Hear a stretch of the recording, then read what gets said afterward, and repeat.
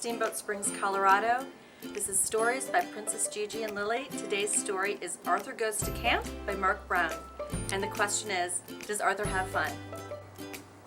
I'm not going, said Arthur. Arthur, you'll love camp. Think of all the new friends you'll make, said his mother. I have fond memories of my own camp days, said Arthur's father.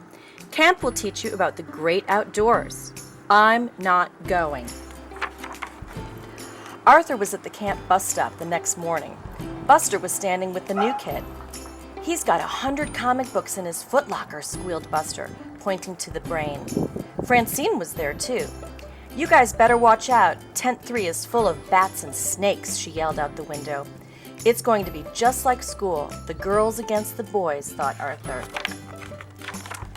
When the bus passed Camp Horsewater, even the girls stopped teasing. Look at those guys, said Buster. They're going to be in great shape for our scavenger hunt. No wonder they always win. That's no camp, that's a zoo, said Arthur. Things were different at Camp Meadowcroak.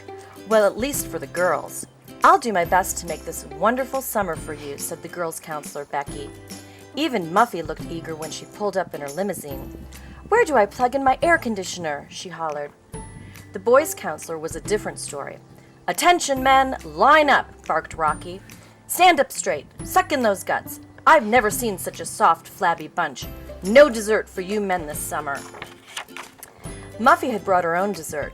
After a dinner that tasted like macaroni and fleas and worm burgers, she opened her trunk. The girls dug in. At bedtime, Muffy discovered the tent had no electricity. How will I brush my teeth? She moaned. The boys were too tired from all their running and push-ups to think of brushing their teeth. They crawled under the covers. Arthur screamed. Amphibians! How fascinating, said the brain. No, they're frogs, said Buster. Just wait until we get hold of those girls, said Arthur. Forget about the frogs, said the girls. You guys better worry about the softball game instead. The girls were beating the boys at everything. Disgusting, said Rocky. I'll never live this down.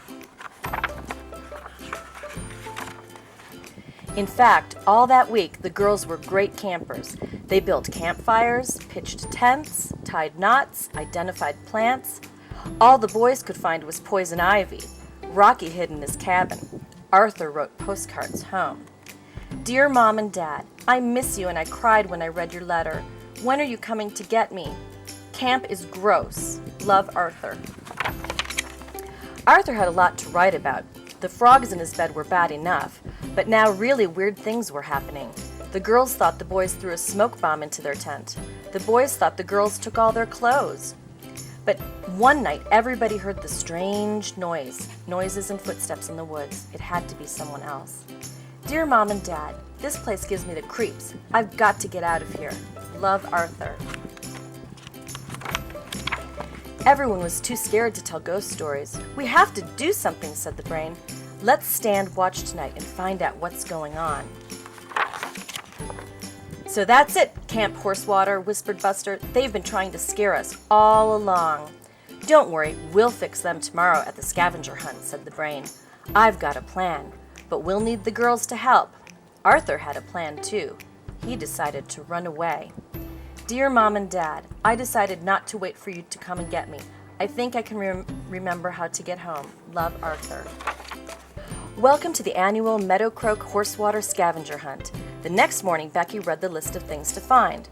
And be back at sunset, she said. The brain nudged Francine. Time for phase 1 of the plan, he whispered. Watch out for bears. The woods are full of them, she yelled to the Horsewater kids. They just laughed. Nobody noticed Arthur sneaking away. Everybody was in the woods looking for things. Strange noises started coming from the bushes. Suddenly, a huge, furry animal burst from the underbrush. A bear, hollered Muffy and Buster and Francine, trying not to giggle.